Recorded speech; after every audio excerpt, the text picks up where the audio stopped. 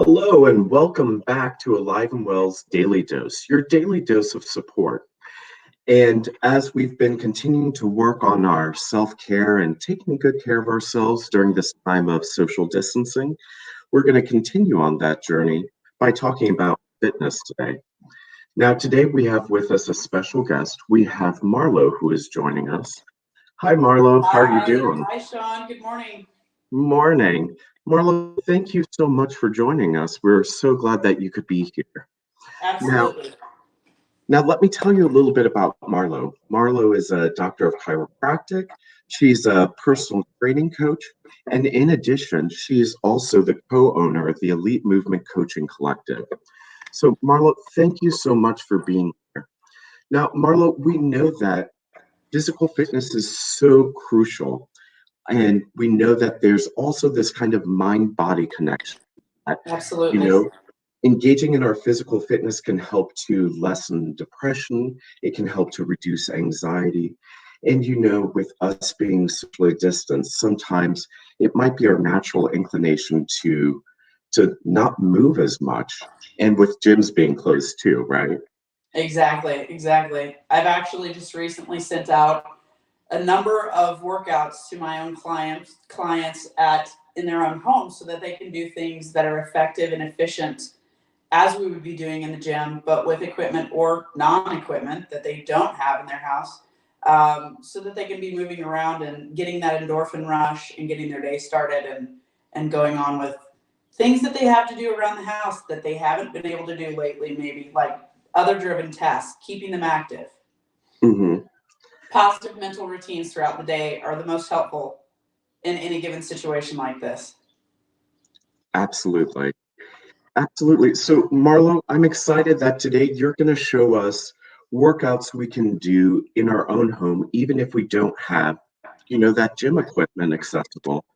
And in addition, you're going to show us things that, we can do whether we're children, whether we're older, despite our mobility level, because we also know that movement helps to keep us active too. Right? Yes, absolutely.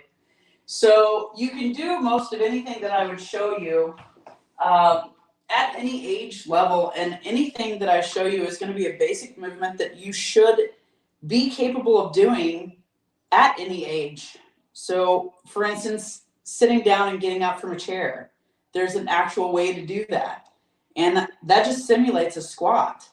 So we want to be able to keep these patterns of movement so that we don't wear out joints, so that we don't feel like we're less and less movable during our lifespan in any given decade.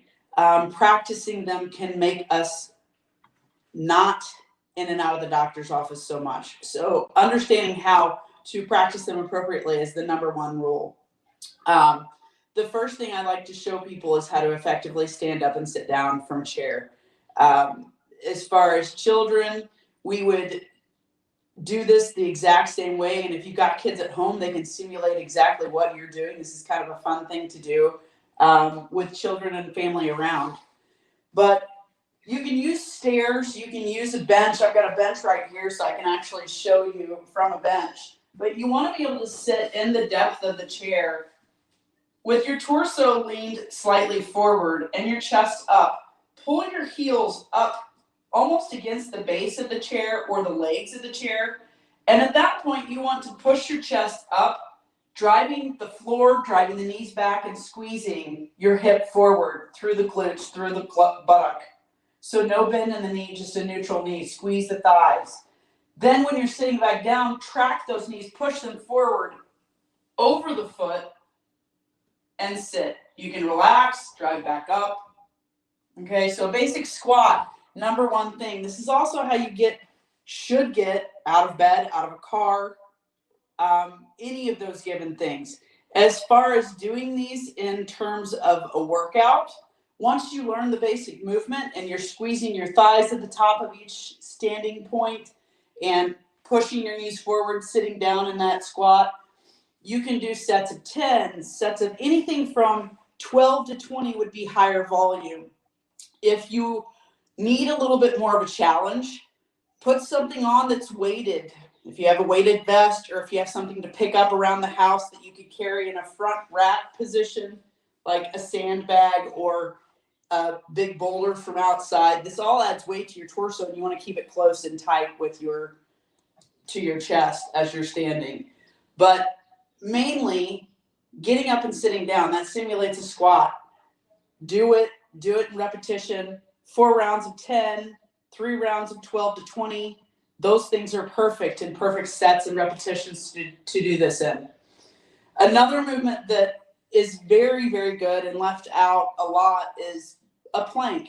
There are many variations. A lot of people can hold these. This is an isolation movement that works on breathing. It works on your core. Everyone always hears we need a stronger core. And you can do so many different variations. If I've had joint instability or any kind of deconditioning from maybe having surgery or trauma in my past, I can do it from a raised position to where my chest is over my palms. My palms are flat and forward. I want to squeeze my hip forward and squeeze my thighs, no bend in the knees, and keep a nice neutral head. But we can also do it from the floor. Straight arm planks are great to start with. You're just straight armed, you're on the floor. I'm going to use this stair as an example, so we can be just flat on the surface. If I want to walk down to the floor, and just nice, tight, focus on breathing deeply in and out. Nice neutral head. We don't want to let the hip fall to the floor. We want to squeeze the thighs, push the knees back, squeeze the hip forward. Nice tight elbows, nice straight elbows. You can move around, widen your stance, neutral stance. Variations of those, we can walk up steps, walk up and down the steps. So I can go here, walking down, walking up. And again, anyone with steps can use this in their home. If you don't have steps, stack some books, put them against the wall. Use that as a stepping device for your hands. Other variations of planks, you can do shoulder taps. So tap the shoulder from one side to the other.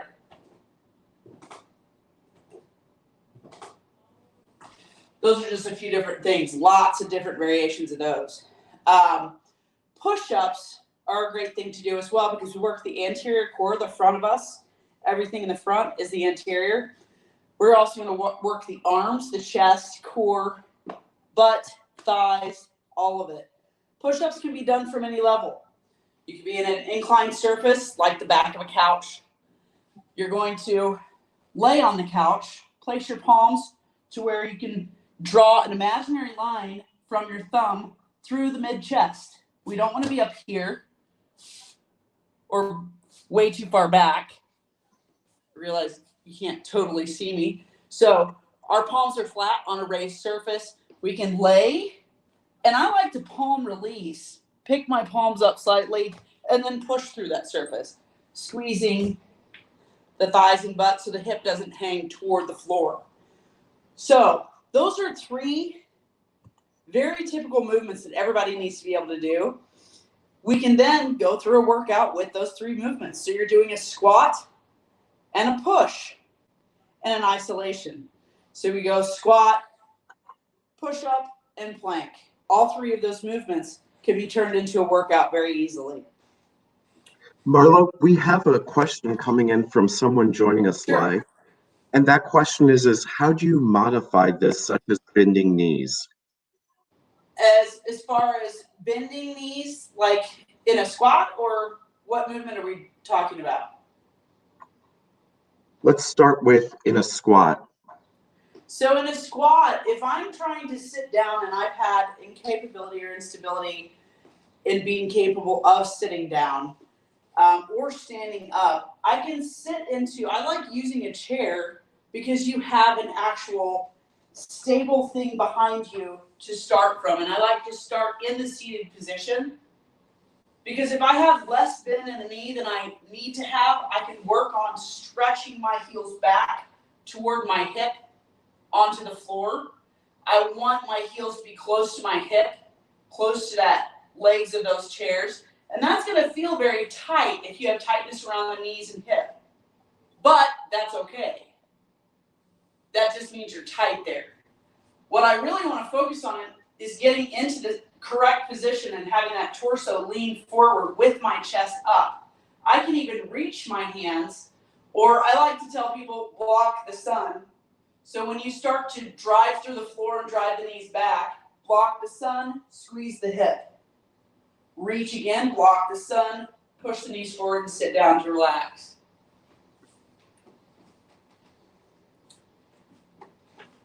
Is that what you were asking, or is there other questions with that? It looks like that's what they're asking. To be able to modify it. The most Yeah. simple way to modify a squat is to start from a seated position. Your brain knows where your feet are when they are on a stable surface. So if you're starting from that seated position in your drive, like there's rockets in the bottom of your shoes, grip the floor with your toes, push through the whole foot, pushing the knees back, squeezing the thighs and butt to stand. Always lift the chest, never let the chest fall. We want to keep all of our body weight over our feet.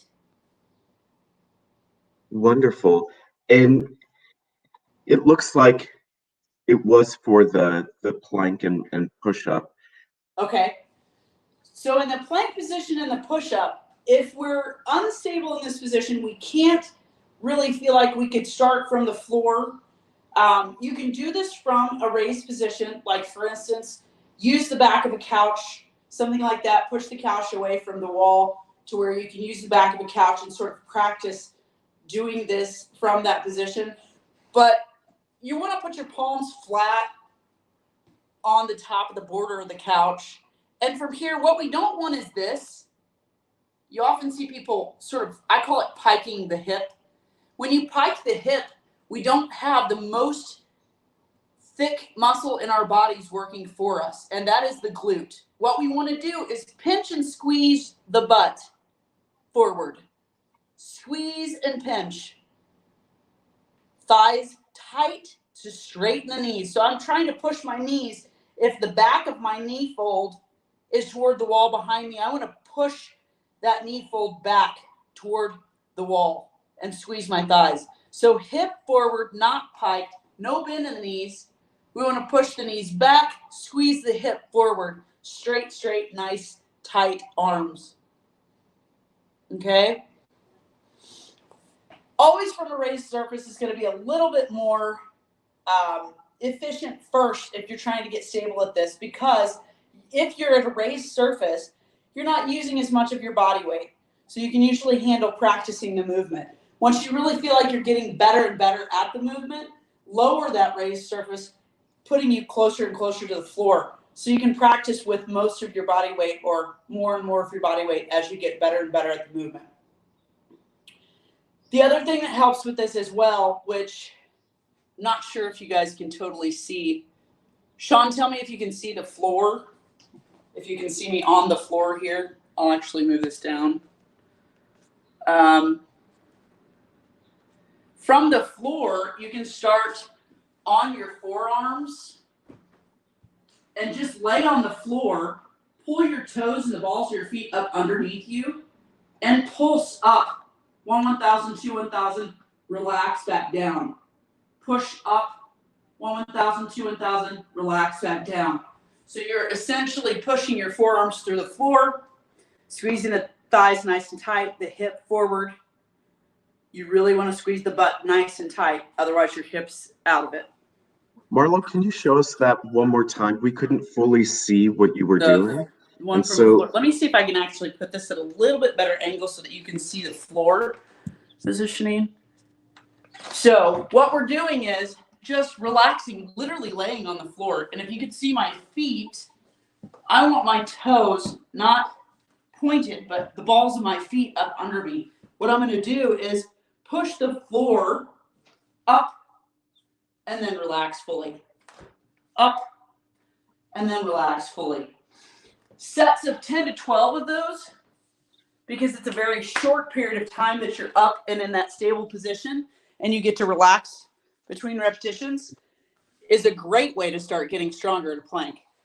those are called pulse planks. So you want your forearms parallel.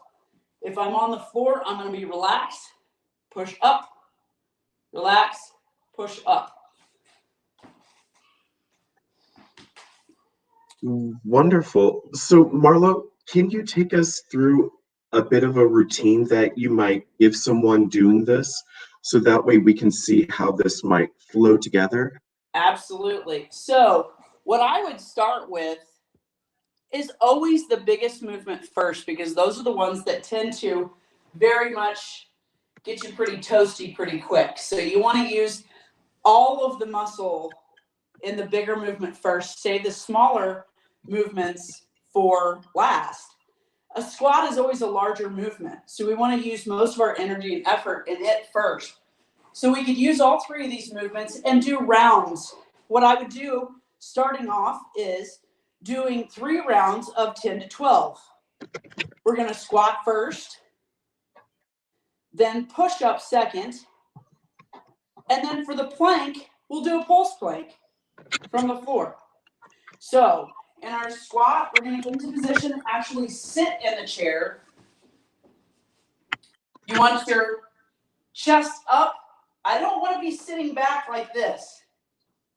I want to lean my torso to where my hip gets nice and tight. My heels are up as close to the legs of the chair as they can be, in line with my knees. So not out. You don't want your feet out in front of you. Okay? And I'm going to reach and block the sun as I drive my feet through the floor, driving my knees back, squeezing my butt. So we just go continuous for 12 here. And if you feel like it's hard for you to just touch and go, sit, realign that chest up position, relax, push the floor, drive the knees back, squeeze the thighs. So you can practice that stability that way too. We do 12 of those going straight into then the push-up position. And again, in a push-up position, I'm not going to start at the top. I'm going to actually lay on the surface I'm working from. Okay? So if this is the floor, I'm laying on the floor. I get my palms right out to the sides of my chest to where I can draw an imaginary line straight through the middle of the chest line. So not too high up into the shoulders, but not weighted low either. Just straight through the chest line. And I'm going to raise my palms slightly from the floor and then squeeze my thighs and push the surface that I'm pushing away from. Again, this can be done from the back of a couch in a raised position. Sean's got it down there. That's perfect. So what we want to do with that, Sean, actually, did you start from a laying position there? Do you have a position that you can give him a better view? Like, can you actually lay on that chair slightly or the floor just to show him? Yeah. So he's actually laying down. He wants to squeeze his thighs and butt nice and tight so his hip is not really sinking crazy toward the floor. Raise your palms from that surface slightly and push. Yep. And he's on a chair, so that's not got a huge amount of depth to it. Ooh, I'm already Getting a little toasty there. Try that from the floor, Sean, just so they can see that palm release. Because if you have a deep couch, so yeah, he's just raising his palms. This is actually really great practice for a full range of motion push-up. And almost anyone can do this. Even if you have to kind of peel yourself up a little bit in these positions, you're going to get stronger and stronger doing these in sets of 10 to 12. 3 rounds of this squat, this push-up, and then a pulse plank. That pulse plank is going to be relaxed position from either a raised surface. I'm just literally laying across the top and the back of a couch. I have my forearms parallel, and I'm going to pulse up, then relax. Pulse up, then relax. Pulse up, then relax. And you want to pulse up for about 1/1000 and relax 12 times. 10 to 12 of those is going to give you a great 3 movements, 3 rounds, 3 sets of 10 to 12. That's a great little workout. I like to start these things out, especially with everybody at home. If you have the capability of getting up and taking a walk in the morning after drinking your morning tea or coffee or whatever, a great idea would be to set a timer on your phone. Go out the front door drinking your coffee, have a nice moderate to high intensity walk 10 minutes away from your house. Turn around, walk 10 minutes back. That's a great warm up.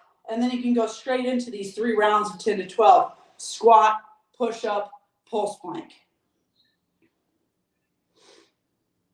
If you'd rather not do the pulse plank, you could always do a timed straight arm plank. Like timed for 30 seconds, whatever you can hold between 30 seconds to a minute for each round. Again, focus on breathing and squeezing your thighs and butt. No bend in the knee, no bend in the hip.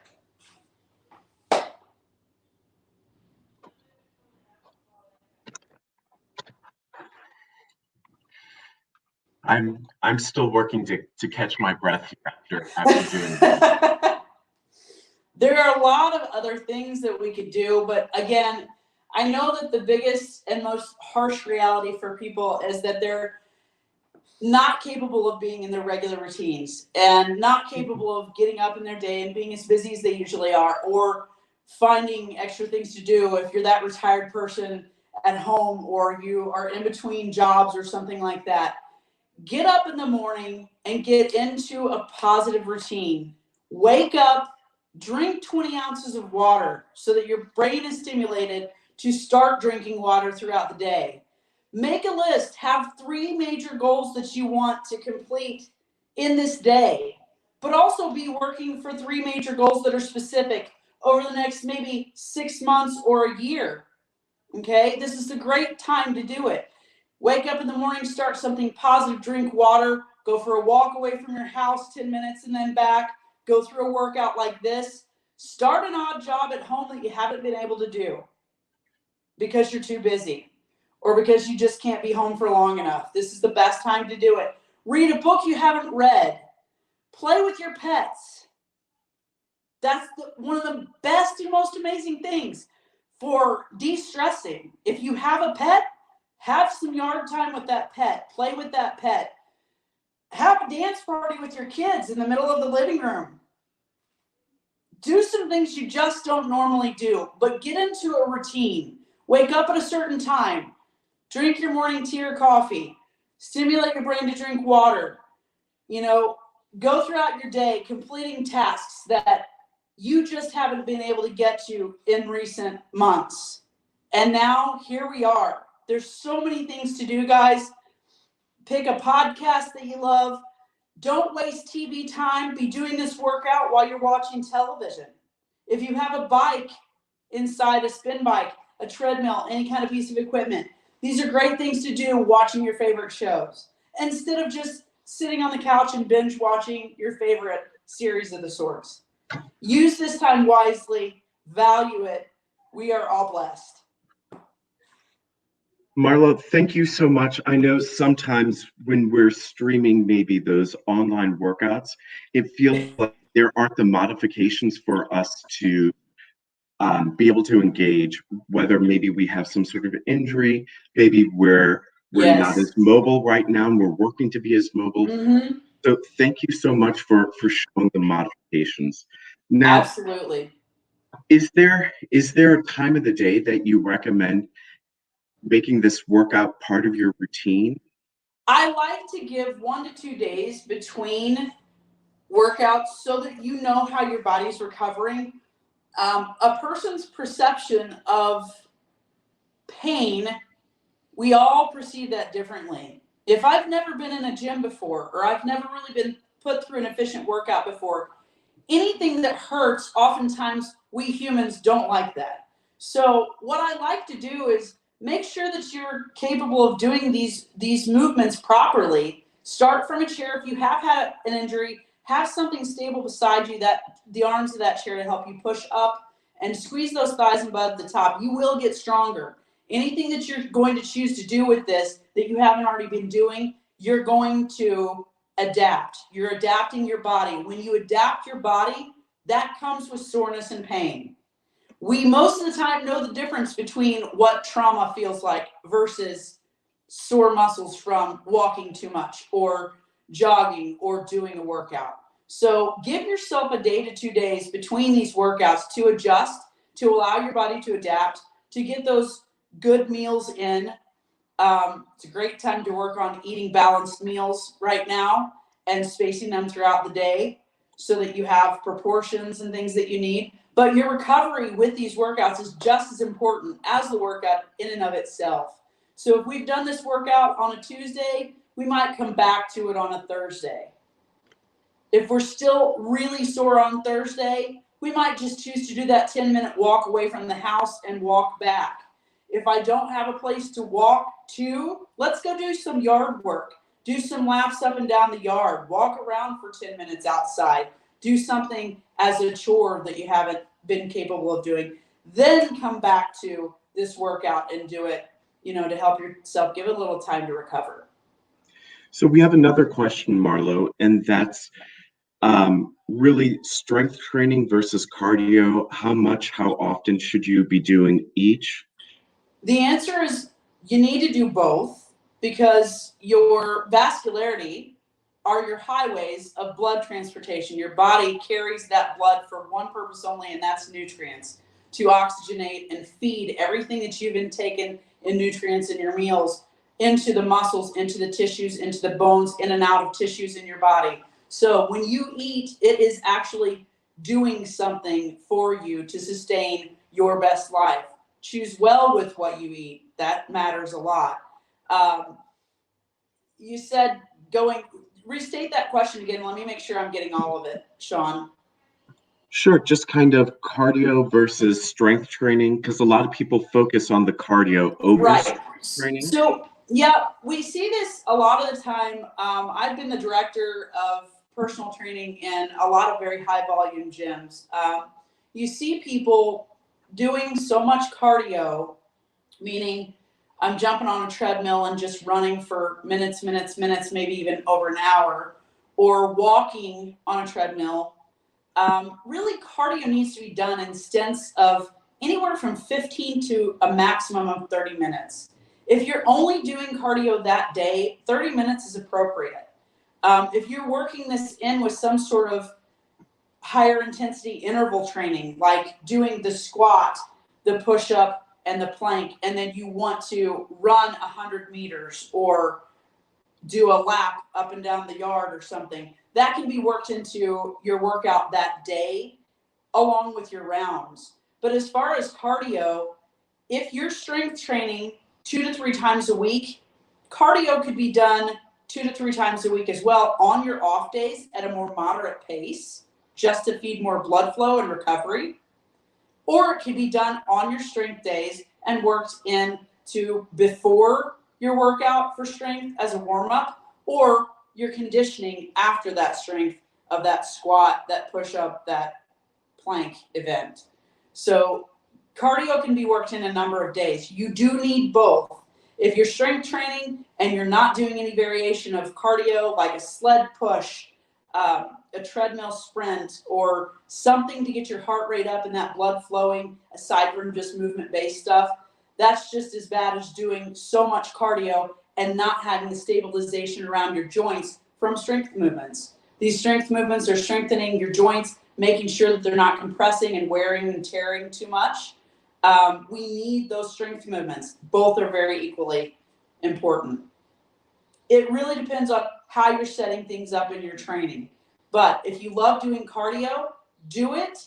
Just work in some movement-based stuff as well. Body weight movements, body weight exercises. You can look online and there's plenty of body weight exercises that you can work with your own body weight, doing squats and variations of planks, push-ups, things like that at home. If you're doing those types of things, I'd say 3 times a week is a great way to train for strength starting out, 2 to 3 times a week. And then on your off days, you could do your cardio. But don't go so crazy with cardio that you're going over 30 minutes because it's not necessary and it's actually too much wear and tear for what you're trying to get out of it. Wonderful. Well, Marlo, thank you so very, very much. We greatly appreciate you taking the time to join us here on Daily Dose and really just understanding that as we're supporting our well-being, that we need to Absolutely. also support our physical wellness during this time. Yes. So for Very those of much. you, Mental meets with physical, always. Stay with it, guys. So for those of you joining us, your daily challenge today is going to be to engage in some form of physical fitness to help support your well-being.